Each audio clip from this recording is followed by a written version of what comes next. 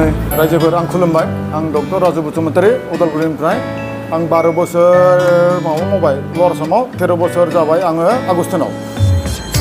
आङो बयखौबो जेनेबा नायगासिनो दङ आं पेथलजि खिन्थु आं पेसेन्ट नायनो हायो आं नायगोन जोंना जाबाय सेंग्राफोर दङ आंनि फंबायफोर दङ बिसोरो सालायगासिनो दङ आं बाव आंनि नामाव खुलिबाय आङो रायजोफोरखौ नायगोन आरो बेसेबां हायो खम खरसाव लवार आसामाव बेसेबां लायो आगस्टिनाव बेसेबां लायो स्वागताव बेसेबां लायो आंनि एकाउन्टेन्टआ नायजोब्बाय प्राइसखौ बिनि उननि प्राइसखौ बेसेबां हायो लिमिटआव जों ल' खालामगोन जोंना जाबाय मा सेंग्राफ्रा जोंना आङो जेनेबा सोलिबानो जाबाय आंनो जेबो बारा गिदिर नाङा